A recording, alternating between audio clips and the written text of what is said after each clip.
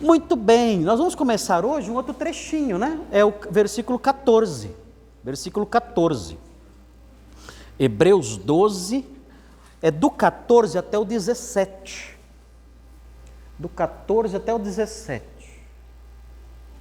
Eu vou ler aqui, ó. Eu vou ler aqui o texto que eu tenho aqui é o mesmo que está lá. Tá? Então fala assim: segui a paz com todos e a santificação, sem a qual ninguém verá o Senhor, atentando diligentemente, porque ninguém seja faltoso, separando-se da graça de Deus, nem haja alguma raiz de amargura que brotando vos perturbe, e por meio dela muitos sejam contaminados. Nem haja algum impuro ou profano, como foi Esaú, o qual, por um repasto, vendeu o seu direito de primogenitura. Pois sabeis também que, posteriormente, querendo herdar a bênção, foi rejeitado, pois não achou lugar de arrependimento, embora com lágrimas o tivesse buscado. Esse aqui é o nosso trecho, é um trecho interessante. Os irmãos devem observar aqui, se os irmãos olharem com atenção, é fácil nós fazermos aquelas divisõezinhas que nós fazemos, porque o próprio texto nos ajuda. Nós podemos, olhando para o texto, nós podemos encontrar, não dentro do texto, mas nós podemos elaborar ou escolher o que a gente chama de uma palavra-chave. Uma palavra-chave é uma palavrinha que dirige todo o nosso estudo. Então é assim, deixa eu explicar o que é uma palavrinha-chave para vocês saberem dentro do trabalho de hermenêutica. Hermenêutica não, homilética. Homilética é a arte de elaborar e apresentar uma homilia. O que é uma homilia? Uma pregação. Então a homilética nos ensina a elaborar e apresentar uma homilia. Dentro da homilética, um dos fatores que é muito útil na homilética é a palavra-chave. E o que é a palavra-chave? É uma palavra que nomeia as divisões do discurso. Então, vocês observem, se vocês estão comigo já há muitos anos, vocês vão ver que sempre eu apresento os discursos que eu faço na igreja, os sermões, eu sempre divido em vários pedacinhos. E quando eu divido em vários pedacinhos, eu coloco um nome geral. Eu falo assim, olha, nós veremos hoje 3 partes da história. Essa palavrinha partes é a palavrinha-chave. Então, primeira parte, aí eu falo que é a primeira parte. Segunda parte, aí eu falo que é a segunda parte. Essa palavrinha parte, ela vem sempre, a palavra-chave vem sempre no plural. Essa palavrinha parte é que vai nortear a apresentação daquilo que está sendo ensinado. Isso ajuda muito, tanto a pessoa que está ensinando, como as pessoas que estão aprendendo. E a palavra-chave, ela pode ser várias, você escolhe no dicionário qual você quer. Aqui, por exemplo, é muito fácil achar uma palavra-chave aqui. A palavra-chave que eu escolhi para colocar nesse texto é a palavra conselhos. Existem, nesse texto, 4 conselhos. Conselhos é a palavra-chave. Vai nos ajudar a entender o texto com mais clareza. Existem 4 conselhos aqui ou não? Existem. Se vocês olharem com atenção, vocês vão ver aqui 4 conselhos. Olha só, primeiro, seguir a paz com todos e a santificação. É o primeiro conselho. Então, como é que eu vou falar? Eu vou chegar aqui na frente e falar assim, olha, nós vamos ver agora o primeiro conselho. Qual é o primeiro conselho? Seguir a paz com todos e a santificação. Esse é o primeiro conselho. Falei, expliquei, expliquei tudo certinho, mostrei o significado das palavras. Agora nós veremos o quê? O segundo o quê? Segundo conselho. Aí o pessoal que está com pressa fala assim, só faltam 2 agora. E vai indo. Quando chega no terceiro, está acabando. Chega no quarto, ufa, até que enfim. Enfim, é assim que funciona essa parte da homilética, a estruturazinha. Então aqui o que nós veremos a partir de hoje são 4 conselhos. Vocês acham esses 4 conselhos com facilidade aí. O primeiro é esse, sigam a paz e a santificação. Que versículo que está? 14. Aí tem o segundo conselho, olha lá. Atentando diligentemente para que ninguém seja faltoso. Olha aí, é outro conselho. Qual é outro conselho? Cuidem para que ninguém seja faltoso. Esse é um outro conselho. Um conselho dado a quem? A toda a igreja. Cuidem para que ninguém seja faltoso. Temos agora que aprender o que é isso e como é que se faz isso. Como é que eu faço isso? Como é que eu cuido para que ninguém seja faltoso? É outro conselho. E vamos aprender isso. Terceiro conselho, cuidem para que não haja nenhuma raiz de amargura. Né? Olha lá, aqui ó. Atentando, né, para que também não haja alguma raiz de amargura. É outro conselho. E o quarto conselho, cuidem para que ninguém, seja o quê? Impuro ou profano. Cuidem para que ninguém seja impuro ou profano. Então são 4 conselhos. Dados a quem? À igreja. Então esses conselhos são para quem? Para a igreja daqueles dias. Mas como a palavra de Deus é permanente, são 4 conselhos que se aplicam a nós. Então esse texto é um texto que encerra muita responsabilidade. Os crentes de verdade, não que a gente vê por aí, né? Por aí é bagunça, né? Mas o crente de verdade, ele recebe orientações de Deus relacionadas à comunidade em que ele está inserido, na comunidade que Deus o colocou, na igreja que Deus o colocou. Ele não está lá só para cantar, pular e berrar. Não está lá para isso, ou para receber promessas falsas e ver bobagens. Não. Ele está lá, entre outras coisas, além de servir ao Senhor, louvar ao Senhor e tudo mais, cultuar a Deus, além disso, ele tem certas responsabilidades como membro comum. Isso aqui não são líderes. Esses conselhos não são para líderes, pastores, diáconos, não. Esses conselhos são para vocês, para cada um de vocês. São conselhos direcionados a cada membro da igreja. E essas tarefas aqui são conselhos relacionados à vida uns com os outros. Não dá para eu cumprir esses conselhos aqui com pessoas lá de fora. Não. Esses conselhos não fazem nem sentido se você aplicá-los a pessoas lá de fora. Ao seu relacionamento com pessoas lá de fora. Não faz. São conselhos que fazem sentido para os crentes no seu relacionamento com seus irmãos. Aí esses conselhos fazem sentido. Então nós vamos estudar esses 4 conselhos. É interessante, porque olha só, é interessante porque o primeiro conselho é um conselho que aparece aí sem se parecer muito com os outros. Agora, os últimos três, quer ver? Ó? Tem esse aqui, né?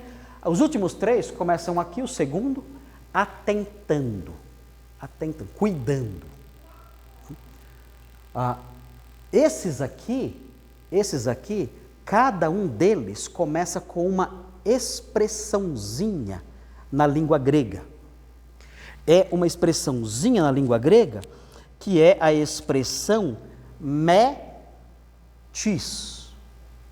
São 2 palavrinhas, me e tis.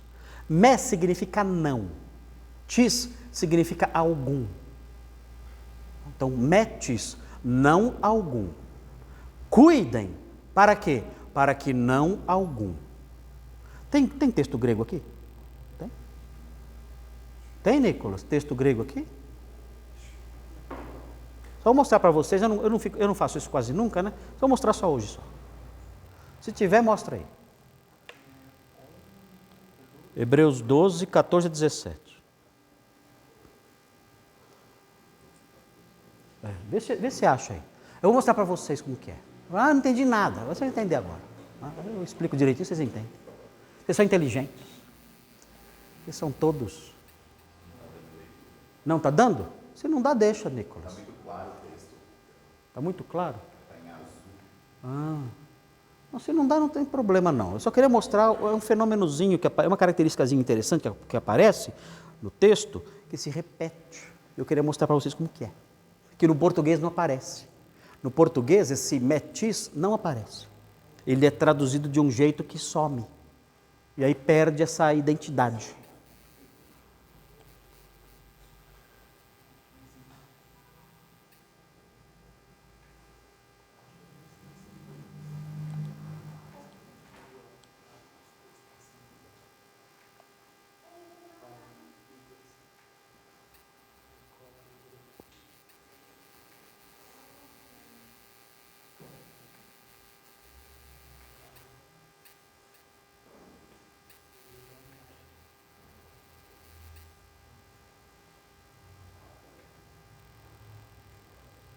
Devia ter avisado antes, né? Eu nem lembrei.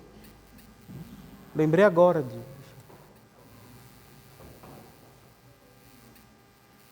Se achar, aí eu mostro para vocês direitinho. Como que é. Ah, nossa, tá aí. Bota aí o 14.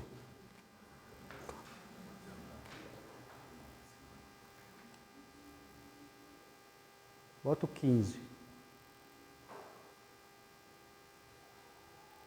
Mas dá para ver os versículos? Ah, dá sim.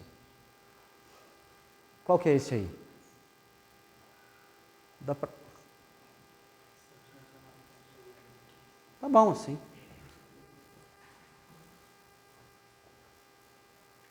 Não dá para tirar essa setinha? Saiu? Então tá. Então, ó, aqui, ó. Metis. Dá para ver? Estão enxergando lá atrás? Luciano não enxerga nem o quadro aqui. Né? Metis. Não algum. Não algum. Então ele fala assim, ó. Atentando para que não algum faltoso. É assim que é a tradução literal. Atentando para que não algum faltoso. Aqui, ó. Não algum. Olha essa palavra que legal, ó. Episcopuntes. Episcopuntes. Vocês sabem o que é isso? Vocês sabem o que é? O que é um episcopos? O que é um episcopo? O que é episcopal? Quem é o episcopos? Episcopo é pastor. O que é episcopel? Pastorear. Episcopalizar. O que é episcopuntes? Episcopuntes significa o seguinte, olha, episcopizem. Eu estou inventando um verbo agora. Episcopizem para que não haja ninguém faltoso. Sabe o que significa isso? Que vocês têm que episcopar. Ah, eu não sou pastor. Briga com o autor de Hebreus. Brigue com o autor de Hebreus. Eu não sou episcopos. Brigue com o autor de Hebreus. Porque ele fala que os crentes têm que episcopar. O que é episcopar? Supervisionar. É o trabalho do bispo, do episcopos. Então, a ordem é essa, olha, episcopizem, vocês todos, episcopizem, para que não algum faltoso. E tem outro, e aí continua, tem aí, deixa esse mepis aí, continua, olha aqui, ó, ali, vai aparecer de novo, aqui, ó, mepis de novo. O que diz aí? Não algum faltoso, e aí vem, não alguma raiz de amargura, ó. Não alguma raiz de amargura. E ó, de novo aqui, ó. Não algum impuro ou profano. De novo aqui. Três metis. Não algum, não alguma e não algum. É assim, ó. Não algum faltoso, não alguma raiz de amargura e não algum impuro ou profano. Episcopizem para que não haja ninguém assim. Então, os três últimos conselhos têm uma marquinha semelhante. Qual é a marquinha? Metis, não algum, não alguma e não algum. Entenderam isso? Então, ele pega esses três conselhos e transforma num formato semelhante. Os três começando com metis, não algum, não algum, não algum, para memorizar. E esse trabalho para zelar para que não haja alguma pessoa assim, é um trabalho de quem? Da igreja. É o episcopel, é o episcopado de cada crente.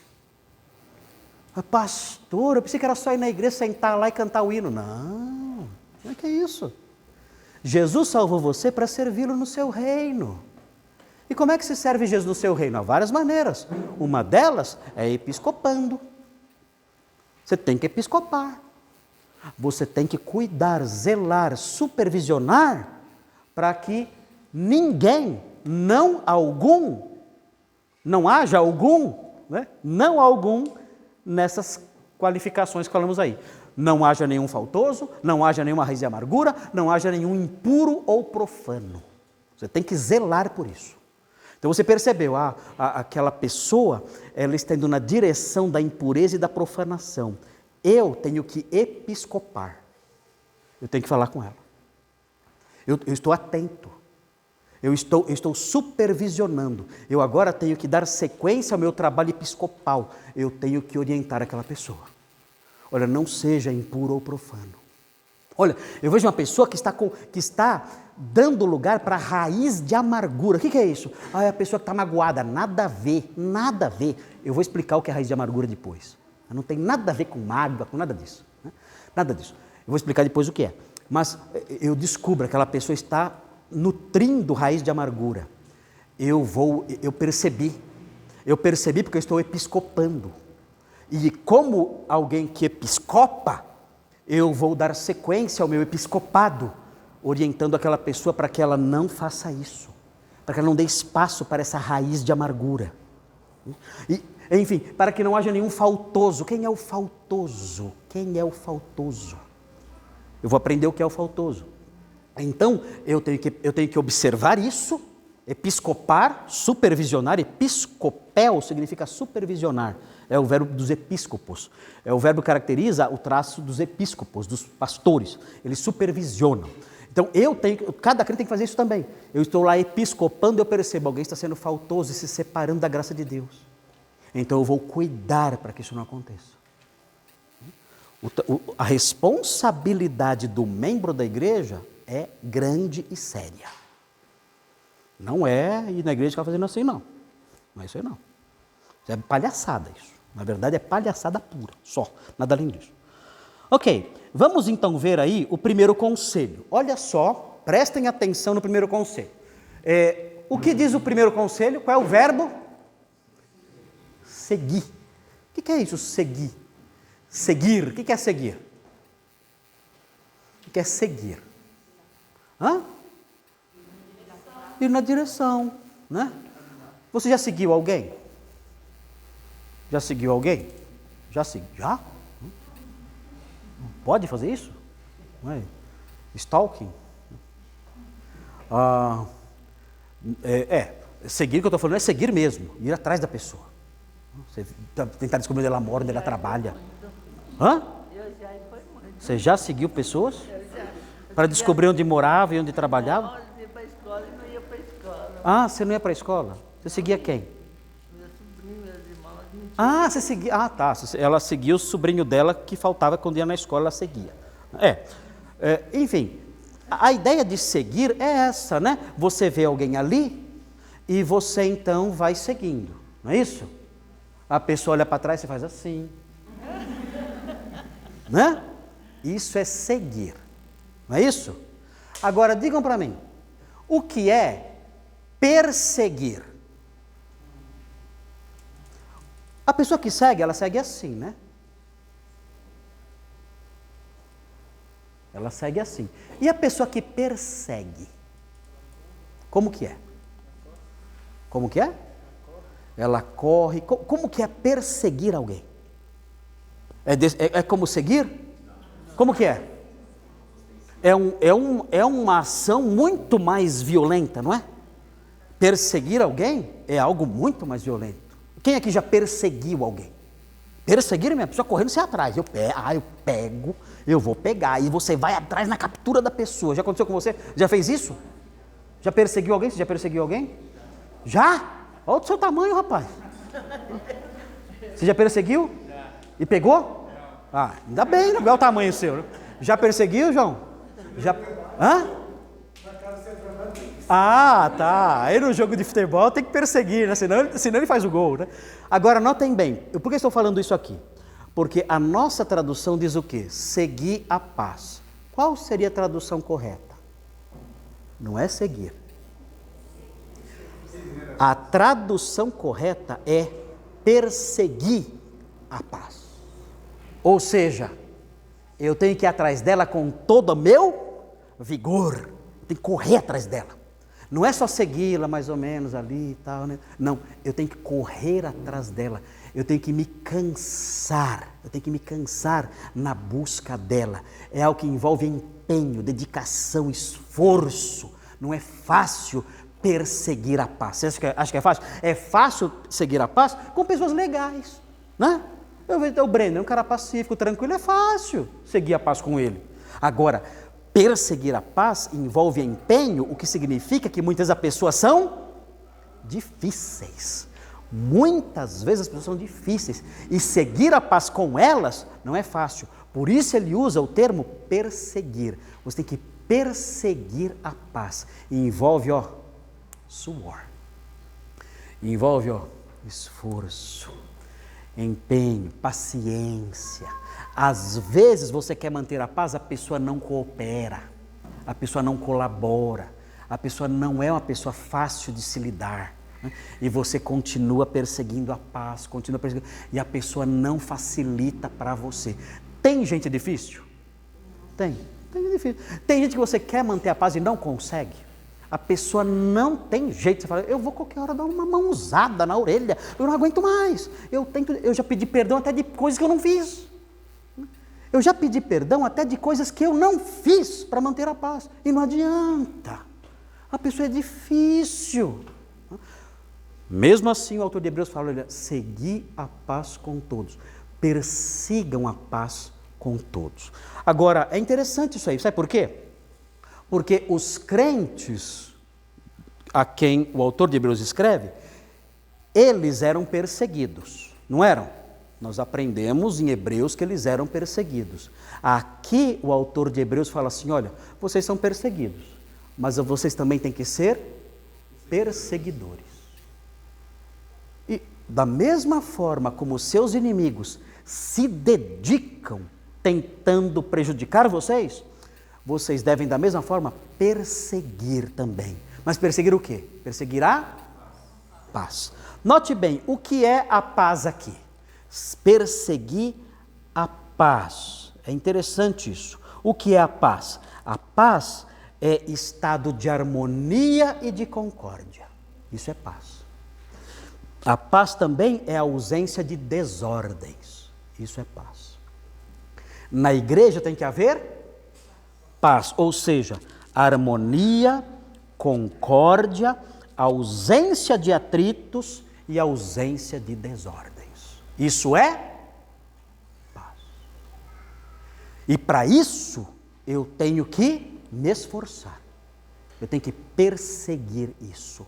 Não é fácil, muitas vezes. Especialmente considerando que a igreja é um aglomerado de pessoas diferentes. É o único grupo absolutamente heterogêneo que há na Terra, é a igreja. Nós temos de tudo aqui. Temos pessoas extremamente letradas, com alto grau de formação intelectual, e pessoas que nunca foram numa escola. Nunca entraram numa escola. Ou se entraram uma vez só e foram expulsos no primeiro dia. Mas nem tinha escola para ir, talvez. Temos pessoas ricas, algumas pessoas que são ricas. Aqui na nossa igreja são poucas, mas temos algumas pessoas que talvez não ricos, mas de uma posição social alta. São poucos, mas tem um ou outro. E temos pessoas de uma classe média, média alta. Temos pessoas de uma classe social, uma camada inferior, pobrezinhos. Pessoas pobrezinhas que precisam até do nosso socorro, da nossa ajuda. Nós temos pessoas jovens, de, 15 anos, 14 anos, 12 anos, 13 anos, crianças até. E temos pessoas com 90 anos. Todos juntos. Pessoas de origem étnica diferente, várias origens étnicas distintas, pessoas de países distintos, de realidades distintas, de formações distintas, de famílias distintas, de culturas distintas, todos no mesmo lugar. Vai dar briga? Não. Ou não? Não. Não? Meu Deus! Tem tudo para dar errado, Alão, não tem? Tem tudo para dar errado. Imagina, chega o Jimmy lá de Bogotá. Bogotá não? Não, Bogotá não. La Paz. Chega o Jimmy lá de La Paz. Quem mais? Quem é de longe aqui também? Chega o João Mota, que é de Portugal. Longe. Culturas diferentes, países diferentes. E chegam aqui, se envolvem conosco, sendo nossos irmãos na fé, são abraçados, acolhidos aqui. Nós vemos as coisas de modo diferente. Nossas culturas são diferentes. Nossa infância foi diferente, nosso mundo diferente. O potencial de problemas é grande numa comunidade assim. Por isso o autor de Hebreus fala, olha, vocês são perseguidos lá fora, mas aqui dentro tem que haver paz. A briga e a hostilidade vem das pessoas que perseguem vocês lá fora. Aqui dentro não pode ter isso. Bastam as hostilidades que nós já sofremos lá fora. Bastam essas hostilidades. Aqui dentro nós temos que perseguir com empenho e dedicação a paz. Temos que buscar isso com todo o nosso coração. Vocês estão vivendo dias difíceis, os seus bens foram confiscados, muitos de vocês foram presos, o sofrimento está aumentando, a morte ainda não chegou, o sangue não foi derramado, mas existe uma humilhação muito grande, vocês já passaram por opróbrio, por humilhação pública, tudo isso vindo lá de fora. É um inferno lá fora para vocês. Aqui dentro não. Aqui dentro tem que haver paz. E para isso é necessário empenho, porque nós somos muito diferentes. Precisamos nos empenhar para manter a paz. Veja um texto interessante, quer ver? Isaac, pega aí para a gente um texto legal. É 1 de Pedro 3, 10 e 11. Olha esse texto aqui. 1 de Pedro 3, 10 e 11. É difícil, gente, não é fácil não, viu? Não é fácil manter a paz, não. Eu de vez em quando tenho vontade de dar uns pontapé. Eu tenho. Você não tem? Já teve, André, vontade de dar uns pontapé? Eu já tive vontade já. Meu pastor é santo, dorme terno e gravata. Durmo nada. Eu, às vezes, fico bravo. Eu falo, eu vou pegar esse irmão, vou torcer o pescoço dele. Vou pegar essa ovelha, vou quebrar essa perna dessa ovelha. Caiu na lama, vou deixar na lama que se afoga lá na lama. Me dá bronca, né? Raiva. Mas, pare, Marcos. Não faça isso. Não faça isso. Empenhe-se para manter a paz. Decida isso. Vamos ver então aqui. 1 de Pedro 3, 10 e 11, achou, Isaac? Em português, não é em grego não, isso aí é português mesmo.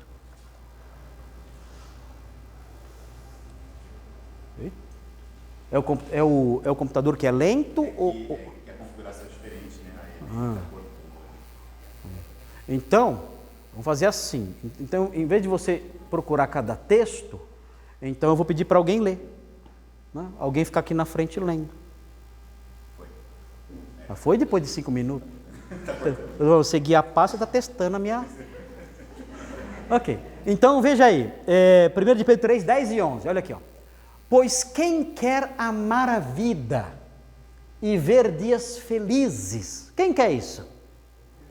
Quem quer isso? Ter uma vida marcada por, você dizer assim, olha, eu amo a minha vida, que vida que eu tenho, como eu sou feliz. Quem quer isso? Eu quero. Quem quer amar a vida, é a pessoa que fala assim, vida, não ama a vida, né? Minha vida é um lixo, minha vida é uma droga, eu não suporto mais essa vida, eu não aguento mais viver. Essa pessoa ama a vida? Não. Agora, quem quer amar a vida, quer olhar para a vida e falar assim, que vida feliz eu tenho, que vida maravilhosa, como eu gosto de viver. Quem quer ser assim, quem quer amar a vida e... compra um computador novo para não passar nervoso. Então vai lá. Que é isso, Nicolas? O que está acontecendo? Está tudo bem, você mexeu aí, estragou tudo. Segura assim. Quer que eu ajude aqui ou segura aqui?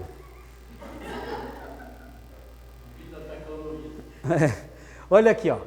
Quem quer amar a vida e ver dias felizes, Ó a receita aqui, hein? A receita da felicidade. Ó, primeiro. Não tem condição.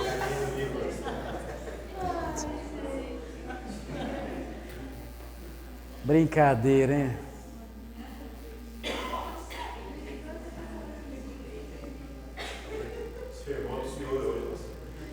Hoje eu tenho que buscar a paz.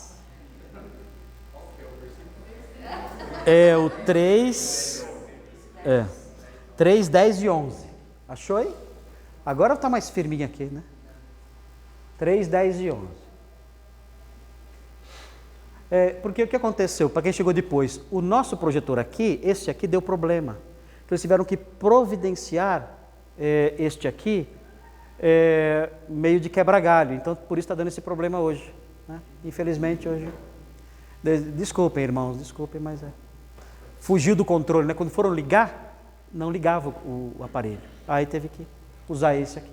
Mas bom, a gente vai ver aqui agora, vamos voltar aqui então. Olha aqui, qual é a receita então para essa vida que você gosta de viver? Dias felizes. Tem aqui a receita. Olha a receita da felicidade. Primeiro, refreie a língua do mal. Pare de falar maldades. Pare de falar maldades. Pare de usar a língua para falar o mal contra as pessoas.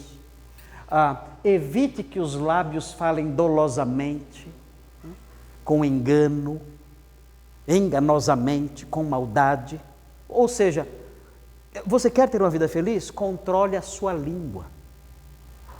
Quer ser feliz? Controle a sua boca, a sua língua, as suas palavras. E mais, aparte-se do mal, pratique o que é bom e olha, busque a paz e olha aqui, e empenhe-se. Olha a dedicação aqui. Empenhe-se por alcançá-la. Quer ser feliz? É isso aqui. Facinho, facinho. Facinho, facinho. Controle a boca, faça o que é certo e busque a paz. Não, não é o mesmo verbo, não. Não é episcopel. Não é o mesmo verbo, não. Não é dioko, aí não é episcopel.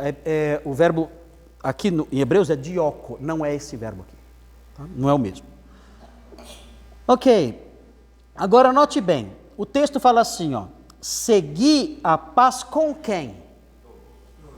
Todos. Agora note bem. Note bem. Eu tenho que seguir a paz com todos os irmãos da igreja ou com todos os homens?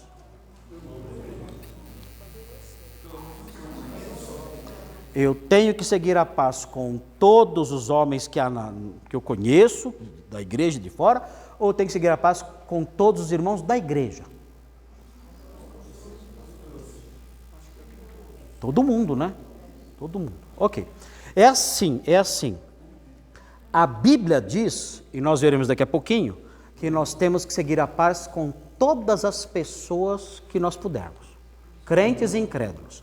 Mas nesse texto aqui, presta atenção nisso, nesse texto aqui, o foco desse texto é o quê? A igreja. Entenderam isso? Olha só, prestem atenção, Isaac vai mostrar aí para nós, vejam aí como o foco é a comunidade. Olha o versículo 12, olha o 12. Olha aqui, olha o 12. Por isso restabelecei as mãos descaídas. Isso é onde? Na comunidade, na igreja. Fazei caminhos retos para os pés. Onde é isso? É na igreja. Vai um pouquinho mais para cima. Não, 14, 15. Olha aqui, atentando para que ninguém seja faltoso. Onde é isso? Na igreja. Qual outro atentando aqui? Não haja raiz de amargura, não haja impuro. Onde é isso? Logo, o foco é a igreja. Então, esse todos é quem? Todos os irmãos. Então, eu tenho que seguir a paz com todos os irmãos da igreja de que eu faço parte. Se você tem problema com algum irmão aqui, hoje é o último dia. Acaba hoje. Você tem que procurar esse irmão e falar assim, olha, eu quero ter paz com você. Nós brigamos e a gente não se dá bem, mas eu quero terminar isso hoje. Eu quero ter paz com você e quero ser seu amigo, quero estar do seu lado. A pessoa pode falar assim, mas eu não quero ter paz com você. Você vai se esforçar. Você vai se esforçar. O máximo que você puder. Claro, vai chegar um ponto que talvez não adiante mais, né? Você tentou de tudo e não deu certo. Fazer o quê? Mas você se empenhou ao máximo para manter a paz. E é isso que nós temos em mente aqui. Perseguir a paz com todos os irmãos. Olha só, quer ver aqui? Pastor, olha aí para nós, quer ver? Ó? Romanos 14, 19. Romanos 14, 19. Falando sobre a paz dentro da comunidade. Romanos 14, 19. Veja aí. É bem legal esses textinhos assim de apoio, né? É bem legal, porque eles nos enriquecem muito. Porque ó, se tem um lugar que tem briga, é na igreja, né? Como tem briga nas igrejas? A nossa até que não tem tanto. A nossa, eu não sei. Tem algumas briguinhas, mas é pouco. Eu já fui em igreja que voava cadeira. A igreja até fechou, quase fechou. A última vez que eu fui lá, devia ter 3 membros só. Os outros deviam estar tudo no hospital quebrado. Porque era assim. Olha, eu conheci essa igreja que eu estou falando para vocês, vocês não têm noção, é a igreja que eu nasci. Por isso que eu sou assim. Olha, era uma coisa, teve uma briga uma vez tão feia lá, tão feia, que tiveram que chamar a polícia. Briga de líderes ali, uns eram contra o pastor, outros a favor do pastor, e começaram a brigar. E era uma igreja de russos. E os russos, eu nasci numa igreja de russos. E os russos eram muito nervosos. E eles brigavam muito. E aconteceu isso. Aí quando houve essa briga horrível, assustadora, de ter que chamar a polícia, de voar coisas, foi terrível. Eu era criança. Meus pais saíram dessa igreja. Meus pais falaram, aqui não tem condições de ficar. Aí eles foram para uma outra igreja pequenininha ali, perto da minha casa, bem simplesinha, bem mais simples, bem pobrezinha. Fomos lá. Mas tivemos que sair porque não tinha condições. E depois eu soube que o pastor que entrou no lugar daquele que saiu por pressão, ele andava com 2 seguranças na igreja. Porque ele podia ser agredido por alguém. Isso não é igreja, isso aí não. Isso é inferno. Eu venho de uma igreja que o pastor anda com segurança. Anda com segurança? Porque tem medo de apanhar dos membros também ou não? Não sabe. De outras pessoas. Aí tá louco, né? Então, mas ali o problema era a falta dessa paz, né, na igreja. Agora, Romanos 14, 19, cadê? Assim, pois, seguimos as coisas da paz e também as da edificação de uns para com os outros. Olha como aqui a comunidade está em vista. Olha só, o que eu devo promover na igreja? A paz e o quê? A edificação. Olha o meu papel dentro da igreja. Eu tenho que promover a paz e a edificação. Se eu vou numa igreja onde essas coisas não existem, eu estou fazendo o que lá? Se eu vou numa igreja onde não tem paz e não tem edificação, o que eu estou fazendo lá?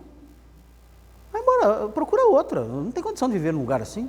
Meus pais fizeram certo. Meus pais me pegaram, era garotinho, e fomos para outra igreja pequenininha lá e ficamos lá até a minha adolescência. Depois eu saí e fui para outra igreja, quando era adolescente, porque essa igreja é muito pequenininha, não tinha trabalho com adolescentes. Aí eu fui para a igreja que tinha trabalho com adolescentes e fiquei lá até ir para o seminário. Mas eles foram muito sábios, os meus pais. Isso aqui está fazendo mal para ele, para as crianças, para os nossos filhos. Não é uma igreja que tem paz, que tem edificação, que tem nada. Eu tenho que tirar minha família daqui. Meu pai nos tirou de lá. E nos levou então para uma outra igreja, que era uma igreja diferente, pacífica, tranquila. E foi muito bom estar lá. Vejam agora, 2 Coríntios 13, 11. Você não pode ser um veículo de encrenca na igreja. Você não pode ser isso. Você não pode ser um veículo de encrenca na igreja e de falta de edificação na igreja. Não pode. Veja agora, 2 Coríntios 13, 11. 13, 11. Cadê? Está achando aí, pastor? 13, 11. 13, 11, olha lá. 11. quanto ao mais, irmãos, a Deus. Aqui o apóstolo Paulo está escrevendo o fim da segunda epístola aos Coríntios, né? Ele está escrevendo isso aqui, ele está escrevendo ele está escrevendo aqui de Roma. Ele está em Roma escrevendo isso. Em Roma? Não sei se é em Roma não. Não sei se é em Roma não. Não é em Roma não. Não é em Roma não. Não é em Roma não. Quanto ao mais, irmãos, a Deus, aperfeiçoai-vos. Aperfeiçoai-vos, ou seja, amadureçam. Consolai-vos, ou seja, aconselhem-se. Isso aqui é dar conselho. Sede do mesmo parecer. Não fiquem discutindo opiniões, né? Vivei em paz, e o Deus de amor e de paz estará convosco. Olha que igreja legal essa aqui. Ó. Olha que maravilha essa igreja. Olha só. Irmãos que se aperfeiçoam, estão amadurecendo. Irmãos que se consolam, ou seja, se aconselham mutuamente. Eles se aproximam uns dos outros. E eles admoestam e aconselham uns aos outros. Eles conhecem a palavra de Deus e fazem isso, com ela em punho. Sejam do mesmo parecer, ou seja, eles recuam, quando vem que vai haver uma discussão, eles recuam, para não haver atrito. Vivei em paz, essa era a expectativa, né? Vivam em paz. E olha o resultado. Olha o resultado disso. Essa igreja. O que acontece? O Senhor então se aproxima e habita no meio desse povo. Não é lindo isso? Quando fala vivei em paz, não é só uma questão de bem-estar social, não. É que o contexto da paz cria um ambiente em que o Senhor age de modo livre, de modo atuante, dinâmico dentro da igreja. Aquele ambiente pacífico. Muito bem, outro texto aí, pastor, procura aí para nós. 2 Timóteo 2:2. 2 Timóteo 2:2. É a paz na igreja. 2 Timóteo, é 2:22. Falei 2:2, é 22. 2 Timóteo 2:22.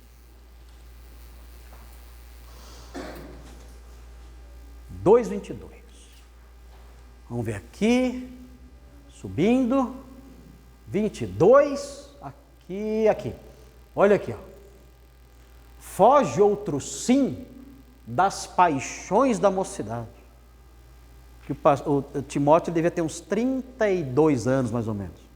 Então, no conceito da época, ele era jovem. O que são as paixões da mocidade? Os impulsos naturais que há nos jovens.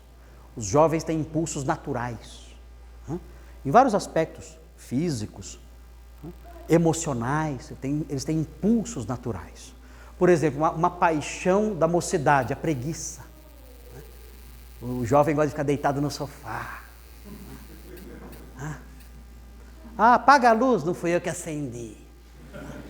Interruptor aqui do lado. Não fui eu que acendi. Ali babando no sofá o dia inteiro. Estou estressado. Está estressado do quê? Não faz nada inteiro. Não lava uma louça. São as paixões da mocidade.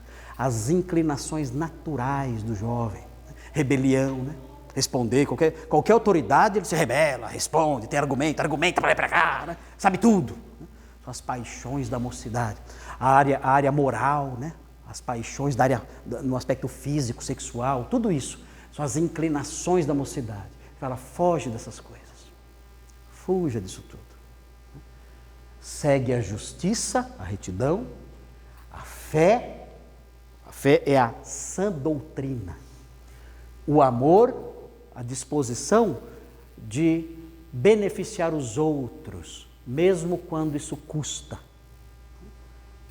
E a paz. Busque essas coisas. Olha lá. Busque a justiça, a fé, o amor e a paz. E aqui com quem é a paz? Não é só a paz. Eu tenho que buscar a justiça, a fé, o amor e a paz com os que de coração puro invocam o Senhor. Quem são essas pessoas? Os crentes. Quem serão meus maiores amigos?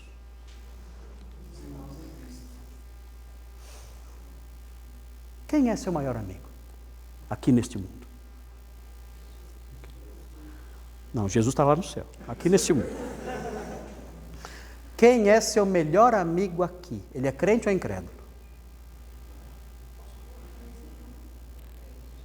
Tem que pensar nisso, hein? De repente, o seu maior amigo revela o tipo de crente que você é. Porque a orientação do apóstolo Paulo é que nós nos unamos, nos aproximemos e juntos com os que de coração puro invocam o Senhor, junto com os crentes, nós busquemos a justiça, a fé, o amor e a paz, juntos. Assim, o meu amigo mais íntimo, mais próximo, o meu maior amigo, tem que ser da igreja, tem que ser um crente. Se eu tiver um irmão de sangue que não é crente, eu tenho que ter mais amizade com vocês do que com ele. Porque os laços de fé e do perdão de Jesus são mais fortes do que os laços de sangue, muito mais. Com o meu irmão incrédulo, eu não vou passar a eternidade. Com o meu irmão incrédulo, eu não vou passar a eternidade. Agora, com o meu irmão na fé, eu vou passar a eternidade. Ele é minha família num sentido muito mais intenso, mais profundo. Então, quando nós olhamos essas coisas no Novo Testamento, nós aprendemos quem devem ser as pessoas com quem eu mais tenho afinidade. Os que de coração puro invocam ao Senhor. Esses devem ser meus maiores amigos. Os demais eu não vou ter raiva, né? Vou ter que brigar com todo mundo? Não. Mas os meus maiores amigos são aqueles que invocam o Senhor com o coração puro. São esses aí. Parece que falta uma coisa, né? Fica faltando alguma coisa. Eu estou achando muito estranho os crentes de hoje. Está muito estranho. Para alguns crentes, a igreja é um detalhe. É um apêndice. É uma intercorrência acidental no fim de semana. Então, hoje tem culto. Só isso. Não há a vida de igreja. A vida de igreja.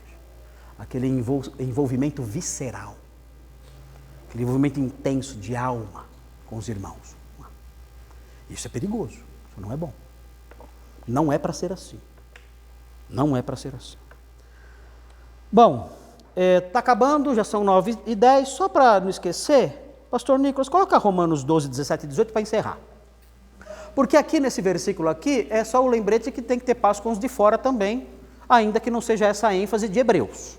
Tá? Romanos 12, 17 e 18, Romanos 12, 17 e 18, aí fala da paz com todo mundo. Hã?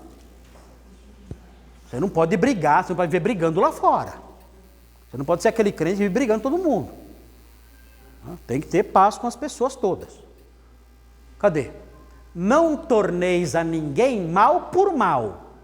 Aqui está falando do relacionamento com o mundo todo. Aqui o apóstolo Paulo está ensinando como viver nos seus relacionamentos extra-igreja, fora da igreja. Não torneis a ninguém mal por mal, esforçai-vos por fazer o bem perante todos os homens. E olha só, se possível, quanto depender de vós, tende paz com todos os homens. Aí é um outro conselho que tem um escopo muito maior. É o meu relacionamento com o mundo. Com o mundo tem que ser assim. Mas aqui Hebreus está preocupado com o relacionamento dentro da igreja. Então, eu vou embora hoje, eu tenho que pensar, Senhor, eu tenho perseguido a paz com os irmãos da igreja? Tem que pensar isso. Porque note bem, esse conselho não está solto no ar aqui. O autor de Hebreus estava escrevendo e falou assim, vou falar uma palavrinha bonita agora aqui, para ficar fofinho. E colocou lá, seguir a paz com todos. Não é isso. Esse conselho está dentro de um ambiente textual. E que ambiente é esse? A perseguição. Aquela dureza que o autor chama de a disciplina de Deus. Ali. Os irmãos estão sofrendo. Esses irmãos estão sofrendo. Esse é o ambiente textual. Esses irmãos a quem ele escreve estão suando, estão com medo, estão chorando. As mãos estão fracas, trêmulas. Os joelhos estão trôpegos, paralisados. Vimos isso no texto anterior. O texto anterior fala, olha, há irmãos que estão com as mãos fracas, os joelhos trôpegos, estão trilhando, estão mancos. Há irmãos que estão mancos. Por quê? Porque há sofrimento, há ameaça, há oposição, há humilhação. Está difícil viver lá fora. Por isso, aqui dentro, vivam em paz. Aqui é onde eu vou encontrar descanso. Aqui eu vou descansar. Lá fora eu não aguento mais. Lá fora eu sou perseguido, sou atacado, sou xingado, sou humilhado, sou ameaçado, sou ridicularizado. Aqui eu tenho que sentar e descansar. Aqui eu tenho paz. É esse o ambiente textual dessa passagem. Então, olha só o perigo.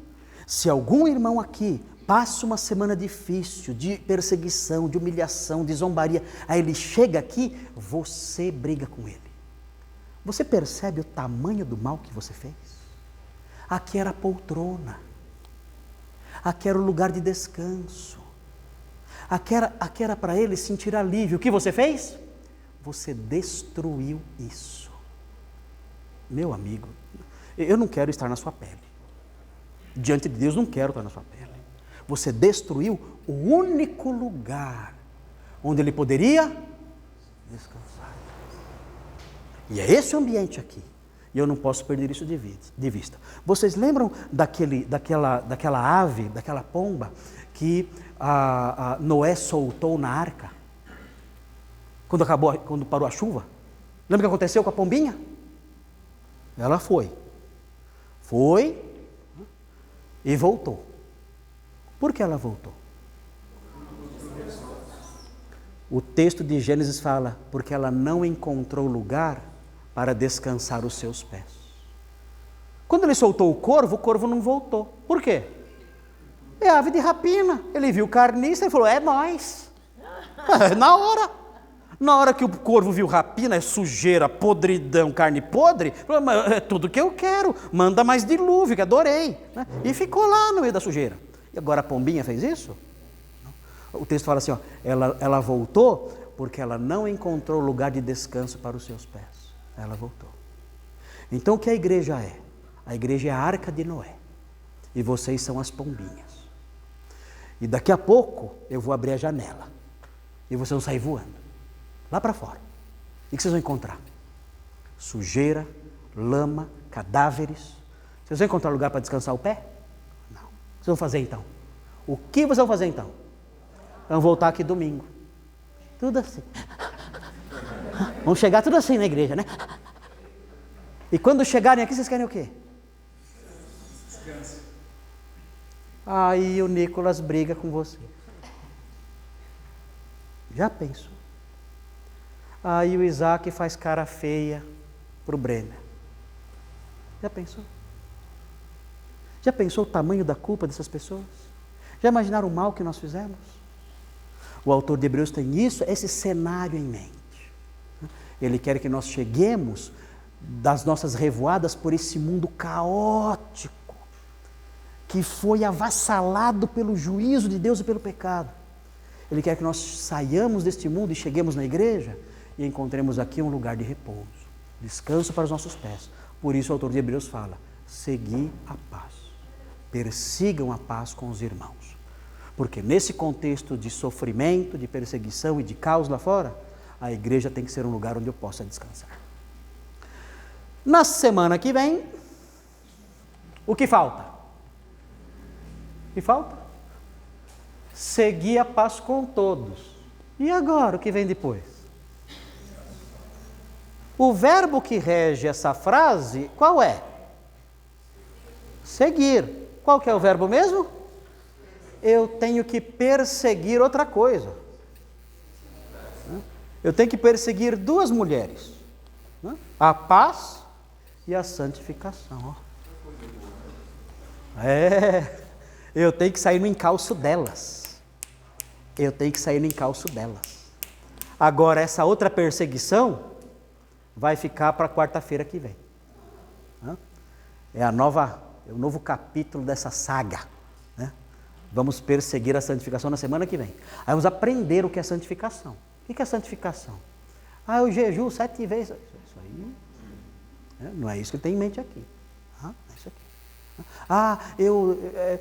Eu evito, sei lá, cortar o cabelo. Tem denominação que é assim. Né? Eu não corto o cabelo para ser santo. Ou seja, no inferno todo mundo cabeludão, né? Não tem nada a ver isso, né? Essas normas legalistas. O que é perseguir a santificação? Então nós vamos aprender à luz de Hebreus o que é isso. E à luz de outros textos que o apóstolo Paulo compõe, mostrando o que é a santificação. Tem 2 tipos de santificação. Interessante na Bíblia ver isso. Tem 2 tipos. Vamos aprender a semana que vem. E vamos perseguir uma delas. Um dos tipos nós vamos perseguir. Tem um tipo que você não precisa perseguir. Está tudo certo já. Agora tem um tipo que você tem que perseguir. A gente vai aprender na semana que vem. Se quiser aprender a perseguir direito, não falte. Venha quarta-feira que vem e vamos todos juntos aprender a perseguir essa senhora, né, que tenta fugir, né, de nós, da nossa natureza, que é a santificação. Vamos pedir a Deus que nos ajude nisso. Vamos fazer oração? Qual é a oração hoje? Senhor, ajuda-nos a perseguir a paz. Ajuda-nos a perseguir a paz. Vamos pedir isso. Senhor Deus, obrigado pelo tempo aqui e ajuda-nos, Senhor, a perseguir a paz. Sabemos que num contexto como o nosso, tantos irmãos diferentes, é muito difícil isso às vezes. Temos conflitos, temos lutas e às vezes os atritos aparecem. As diferenças aparecem, as brigas aparecem. Não permita, ó Deus, que elas se perpetuem por nossa causa, mas ajuda-nos para que nós persigamos com afinco e empenho a paz. E desse modo a nossa igreja seja de fato como aquela arca, a arca de Noé, onde o seu povo possa descansar os pés, depois de vagar por esse mundo tão cansativo, tão cheio de morte, de lama e de mal. Ajuda-nos nisso, Senhor, nós pedimos e suplicamos que o Senhor nos leve em segurança para casa agora. Em nome de Jesus, amém.